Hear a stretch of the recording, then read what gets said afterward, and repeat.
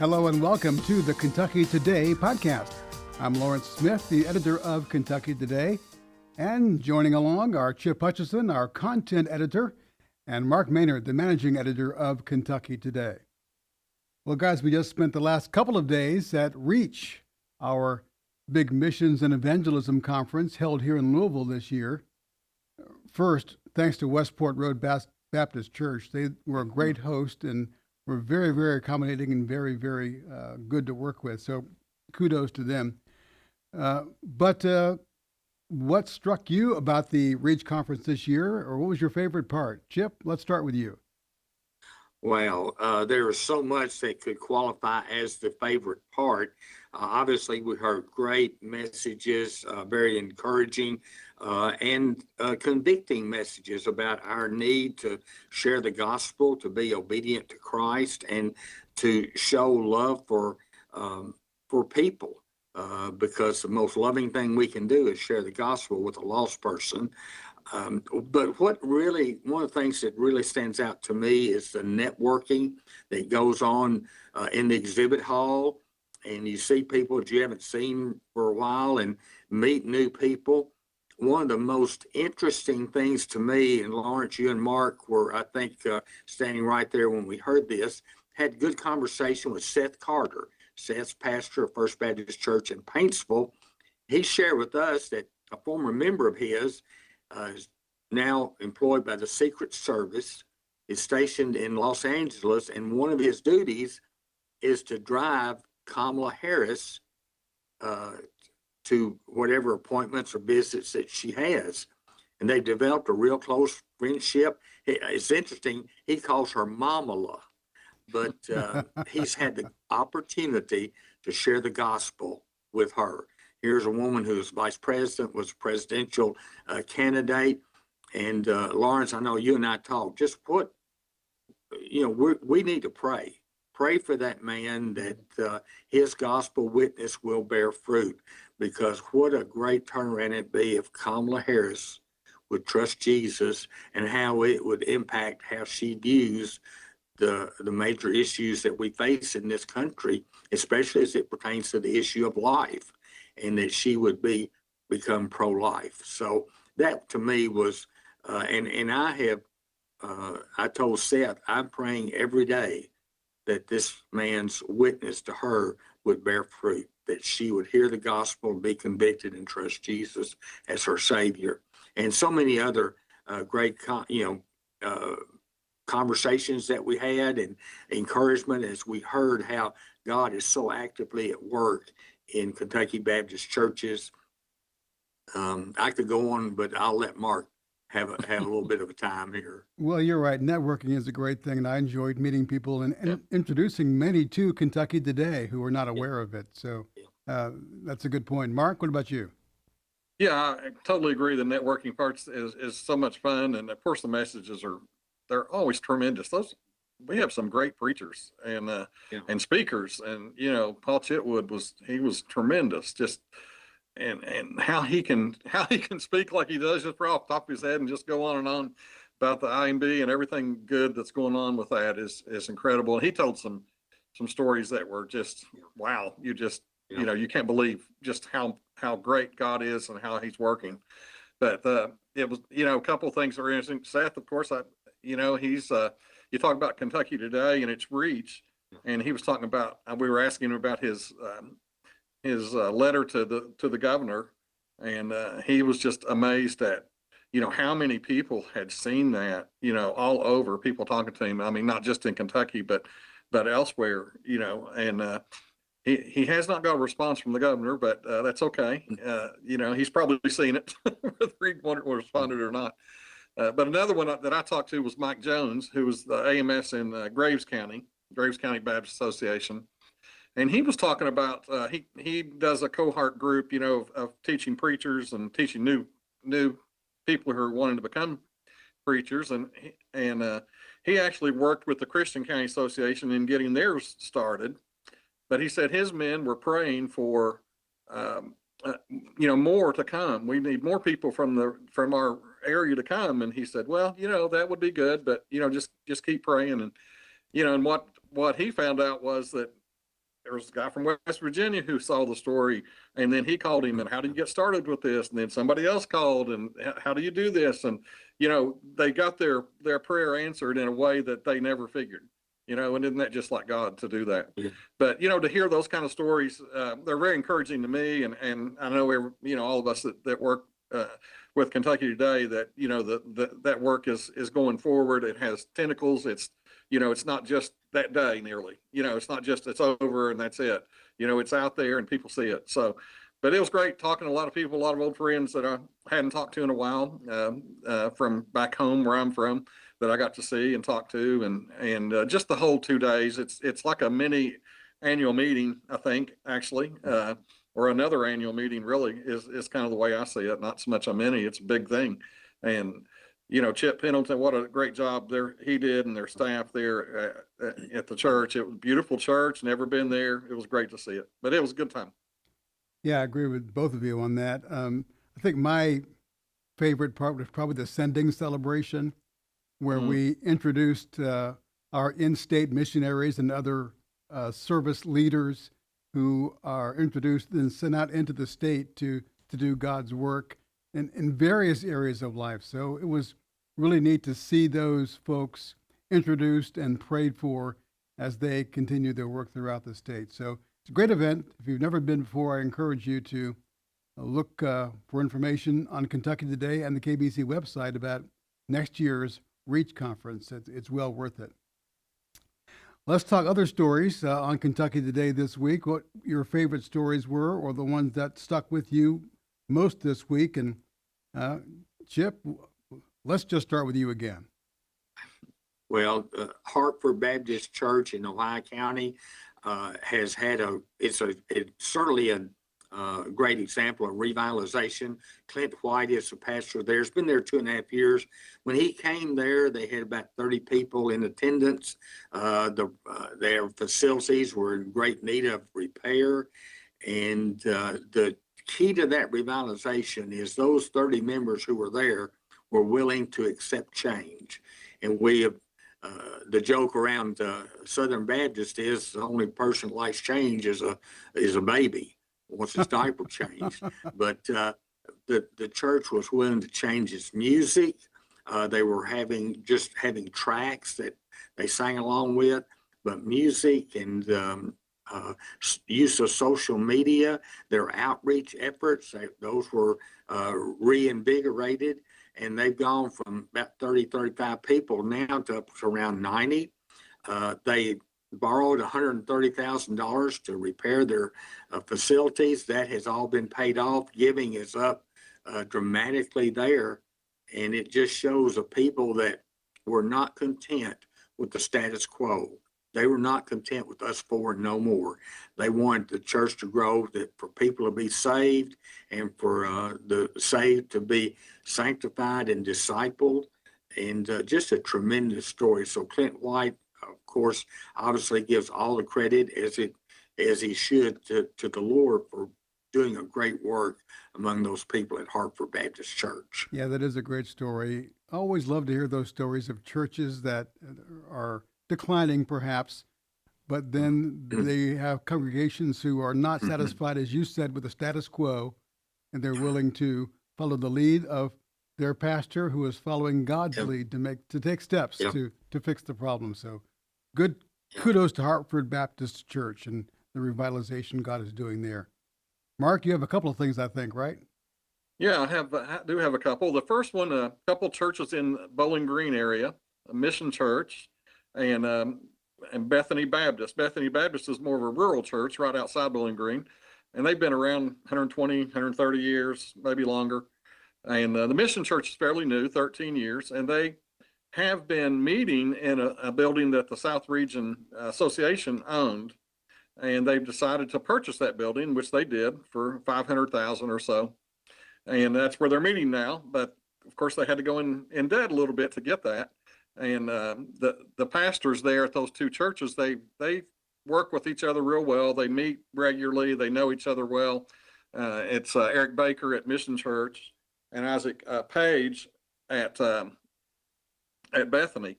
So Bethany decided that they were going to help Mission Church. And by help, I mean help. They gave them a check for $100,000 and to help, get them out of debt some and help them pay off some bills or whatever. And just a tremendous, tremendous thing for them to do. And I was real impressed with both those pastors and just how they handled things. And the Bethany pastor, it was money that actually had been given to the church and had been with the church for, maybe a couple decades even or longer. And the money, of course, had matured and they had this extra money. He said, we don't have a real need here. They did have some needs. I mean, let's just face it, you always have some needs. But he just felt like this is what the Lord wanted them to do. They had a committee that met about it. They had a church vote and talked about it. And it was, 100%, yes, let's send them the money. So this little rural church helps the church down the road that really was in need and that really helped them to feel some freedom, that they could get out of debt a little bit and still continue to minister. And, it's just a case of those pastors knowing each other and not just knowing each other as pastors, knowing each other as friends, respecting each other for what they did and what they were doing within their own churches. They talked about it all the time. And they actually called, the Bethany pastor calls Eric Baker to come and speak. And they'd spoken at each other's churches before. And when the service was over, he called him back up and said, we got something we want to give you. And he hands him that. He said, you can look at it later, because he didn't want him to see it, right then. So he goes out to his car and he calls all his staff, 2 other people, and says, yeah, I got this check. I don't know what it is. I don't know how much it is, but we're going to look at it together. So he FaceTimed them and he turned it over together and they saw, $100,000, which, you think, if you got 10,000, 5,000, you'd be on cloud 9, but $100,000 check. And, it's a blessing to see a sister church help another church. It really is. Great example of cooperation. It is. It's a cooperative program moment, to be honest. And, we talk about working together and all that. This is an example of it. Mm-hmm. And I thought it was it was a great story. Both those pastors are tremendous. And I know the Lord will bless both those churches. I can just tell you, they will. Indeed. So your second story quickly. Yeah, real quick. It's called Camp Joy, and it's in Brownsville, Kentucky. And they've been running camps for 75 years. This is their 75th anniversary. Started within the church. It's a nonprofit. It's on the Green River. You can go kayaking. There's just all kinds of things to do. It used to be very popular among Christian groups before Crossings and some of the other, Christian camps that came along. But they're trying to get it going stronger again and get the churches there to do, 1 and 2 day retreats if they can and get there. It's for anybody. It's open to anybody. And they have dorms and everything. So it's ready to go. But they're going to have some things this fall to recognize the 75 years. But 75 years of doing anything is pretty good. Indeed it is. I have a couple as well. One was a scathing report by State Auditor Allison Ball regarding the Cabinet for Health and Family Services management of the foster care system. I want to read a little what she said in the story that we ran. He said, the findings of this examination are heartbreaking, and it's clear that CHFS is failing foster children across Kentucky. Housing children in office buildings, hotels, and state parks is a terrible and dangerous non-solution to the problem that is solvable. This is causing significant harm to many of Kentucky's children. The cabinet has until the end of the month to respond to this, but it was just a heartbreaking, as she said, report, and it underscores the urgent need and gives you appreciation for the services that our Sunrise Children's Services provide to foster children. That shows you the need and how great they are at doing it. The second one, we have to acknowledge this. The first soldier from Kentucky has been killed in the Iran war. His name is Army Sergeant Benjamin N. Pennington of Glendale. He died Sunday from wounds he got during a March 1st attack in Saudi Arabia. He was 26 years old. So war is costly in many ways, but especially in human life, and it has touched Kentucky. So please pray for Benjamin Pennington's family as they grieve the loss of this hero soldier. Well, moving on, it's been just over 10 years that the Supreme Court came down with the Obergefell decision, which legalized so-called same-sex marriage across the country. Now there's a new effort to overturn that decision. It's called the Greater Than Campaign, and it focuses on children. I talked to David Walls, who's the executive director of the Family Foundation of Kentucky, about that new effort. The Greater Than Campaign is a new campaign that a number of great Christian ministries are involved in across the country, including the Family Research Council and Focus on the Family, American Family Association, and then a number of state family policy councils like ourselves. But ultimately, it's about raising awareness of the need to overturn Obergefell. And this is really about the recognition that we're living in a culture right now, and kind of Obergefell and all that the Supreme Court's invention of a so-called right to same-sex marriage that imposed same-sex marriage on all 50 states. That really is the kind of cornerstone of this cultural moment where we're in, where the wants and desires of adults are being put over the rights and needs of children. And so really that's what the Greater Than campaign kind of stands for. It's that we need to return to a culture that says that the wants and needs of parents should not trample on the what children need. Children's rights, for example, the children's right to have a mother and father is greater than adults' desires. And so this is going to be a multifaceted campaign that's going to mean various different things in different states. There'll be some policy and legal side of this in some states, and in some states probably more of just a messaging campaign and really coming alongside the church to message on some of these issues. But Lawrence, it was just a little over 10 years ago that we had the disastrous Obergefell decision that continues to have ramifications today. And it is impacting and essentially creating a legal environment that robs children of their right to have a mother and father, and that's continuing to reverberate around our culture. And it's something that we need to take kind of a stand and say we're going to start being proactive about pushing back against that and working towards a culture that recognizes truth, recognizing that marriage and family are central to that. There have been attempts already to overturn Obergefell. Even from most recently a lawsuit filed by Kim Davis, the former Rowland County clerk, who refused to issue same-sex marriages, unsuccessful. Why is this one perhaps different? Yeah, and certainly we were disappointed that the Supreme Court didn't take up Kim Davis's case.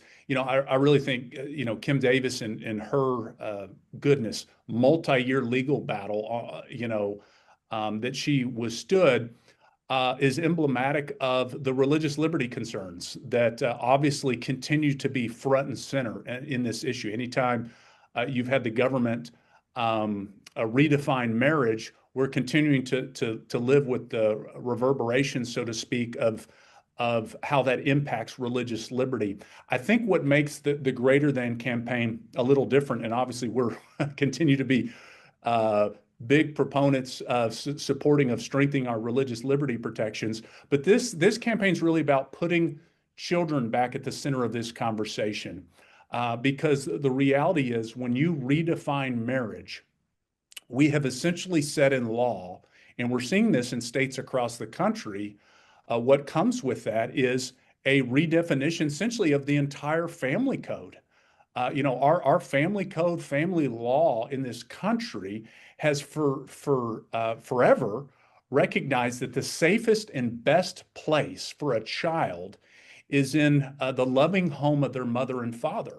But what Obergefell has essentially done is said that either mothers aren't optional or fathers aren't optional in some circumstances. And we know the reality from God's design are both are necessary. I remember I heard Ryan Anderson one time speak on this topic and said there's really not parenting. It's really more accurately described as you have mothering and you have fathering, and children need both. And so I think what I'm optimistic about with this approach is putting children at the center of the conversation, having children tell their stories about how they have been impacted by this. Our hope and prayer is that's going to open both from a legal standpoint, a policy standpoint, and really for Christians and for the church to realize that we need to kind of broaden how we're thinking about this issue and the impacts that it's having on our kids. The culture would have us believe that children are adaptable, that they can adjust to any family situation. So is the basic premise of the Greater Than campaign to try to convince us that that's not true? Oh, absolutely, absolutely. Look, at the end of the day, the most vulnerable among us are our kids, and they are the ones that have paid the price, that have been harmed when their rights have been sacrificed in the service of adult desires. And so we've got to be willing to fight for them. And that, is in the political realm, that's in the policy and legal realm as well. And so that's why it's so important, Lawrence, that we work towards restoring marriage to the child protecting institution. Marriage is more than that, but when we think about the impact for kids, marriage is the safest institution for children. And so, in a world that is routinely asking children to bear the cost of adult choices, we have to have the audacity to insist on the opposite. As parents, we should be, and adults, I should say, but I'm a parent, and I understand ever since God blessed my wife and I with 3 kids. Some of the selfish tendencies that we've had to lay those down as we've learned to grow as parents to serve our children. And that's what we need to be doing as a culture and a society. Adults should be the ones sacrificing in the matters of marriage and family, not children. We're in a legislative session in Kentucky right now. So speaking in Kentucky, of Kentucky, how is this playing out here and now in our state? Lawrence, one of the interesting ways that this has played out already was actually a problematic bill that was filed early in the session, and that's House Bill 109. That was a bill that is designed to actually make a divorce easier in certain contexts. When there are children at home, Kentucky has an existing 60-day waiting period. Sometimes these are called cooling off periods. And so House Bill 109 in certain circumstances would actually do away with that waiting period, which we think is the exact opposite direction that Kentucky's laws as it relates to marriage should be going. We should be looking actually to extend the waiting period as other states have done and have longer waiting periods. But we actually used some of the messaging from the Greater Than campaign to help us make our case against that legislation, and it's passed out of a committee in the House, but so far it hasn't moved forward any further than that, and we're thankful for that. But that's helped with our messaging to say, look, again, we're looking at making a change in the law that is designed to quote unquote make things perhaps easier for adults, but the ones that are paying the price of this are the children. And so that's just one example, but there's been some other legislation, House Bill 697 by Representative Nancy Tate, a bill, I think probably for the first time, a bill introduced to ban commercial surrogacy. There's a lot of concerns in this arena that the entire kind of surrogacy field is really treating children and treating women in a lot of instances too, but certainly treating children as commodities.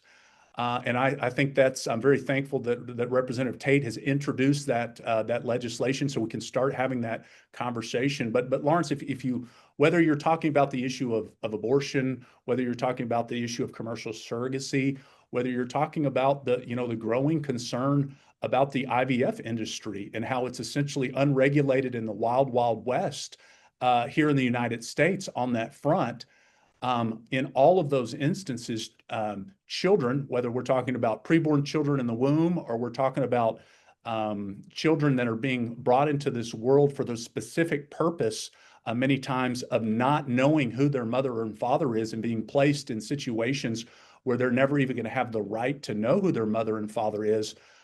These are all things we need to be talking about. I'm thankful that we're starting to get to have some of these conversations, even this legislative session. And my hope and prayer is that we would build on that in the coming sessions. Interestingly, I Googled Greater Than campaign to get more information. And the first thing that came up was a description of the coalition calling it extremist and anti-LGBTQ. How do you respond to that? Because people are going to Google it and that's what's going to come up. Yeah.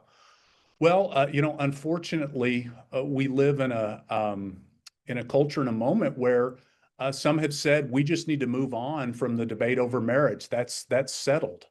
But the reality is, Lawrence, is that was a 5-4 decision. It was a very, very contentious decision, and it's only been 10 years. And so we need to be having the conversation. 10 years now is enough time to look back and see the negative ramifications that has had. But look, at the end of the day, there are going to be some that are going to inevitably want to jump to some of those attacks. But the reality is the heart of this campaign is about protecting children. And some may say it's anti-LGBT to say that a child deserves a mother and a father, but I think that's just completely wrong. And I think that's looking at the issue the wrong way. We need to be doing all that we can to make the case that children need and deserve to have a mother and father. And I also think we need to be having the conversation, particularly in the truth about, particularly in the church, in standing up for biblical truth. Government has a responsibility to recognize the truth about marriage, and we've been living the last 10 years essentially under a lie. The government has been imposing. The Supreme Court has been seeking to impose something that's not true about the most foundational institution known to man, and that's the institution of marriage. And so I think we can advocate for this campaign and stand for what's right and true, and do so in a way that's honoring to the Lord. And yes, there's going to be folks that are going to make accusations against this campaign, but I would say at the heart of it, it's to stand for truth and to do what's right for our kids. You mentioned a number of national and state level organizations that are backing this. Among the influential individuals is Dr. Al Mohler of Southern Seminary, has been very vocal in support of this. How important is it to have that kind of a broad base of support to get these kinds of things through at a state and national level and a legal level? Oh, absolutely. And so that's why we're so thankful that there's just some great national and state ministries. And am a huge fan of Dr. Mohler's briefing. So I remember listening to that, to his episode where he talks specifically about this campaign. And that's incredibly important. And I have to mention too, if I hadn't already, Lawrence, Katie Faust, who's really the lead spokesperson and her organization, Them Before Us, really served as the rallying point to put this coalition together. Yeah, and she's been fighting this battle for a long time. She has, and she's just done incredible work on really helping Christians recognize that we have got to stand up for children in these contexts. And so I'm incredibly thankful for her voice and so many others. And I think by the day, you're going to see more and more leaders in different spheres joining this campaign, and encourage folks to learn more about it and how you can get involved at greaterthancampaign.com. That's where I want to end. How can Kentucky Baptist and other like-minded Christians show support for this? Absolutely. The easiest way specifically to the Greater Than campaign is just to go to greaterthancampaign.com. And like I said, Lawrence, I think what you're going to see from this is as time moves on and this campaign develops, is there's going to be, look, every state is different. We've got red states, we've got blue states. And so the strategies and opportunities that might be there to make some of these arguments in the public square and in the legislative and legal side are going to be different. My hope and prayer, Lawrence, is that in Kentucky, with just the strong presence of the body of Christ that we have, both within the KBC and so many other great churches and great Christian voices, and then within our legislature, that Kentucky's going to bear a responsibility to be a leader on the forefront on this, taking a stand to move towards a culture and a public policy that continues to recognize the truth about marriage and do so in a way that stands up for our children. And so that's why we're excited here at the Family Foundation to be a part of this campaign. And we're going to be looking at different ways that we can encourage folks to engage at the state level with different policies and different opportunities to engage with the Greater Than campaign. And of course, folks can join us in that at KentuckyFamily.org. Guys, we are literally out of time, but I do want to get your quick reaction to this campaign to demonstrate the harm of same-sex marriage and other kinds of lifestyles to children. Yeah,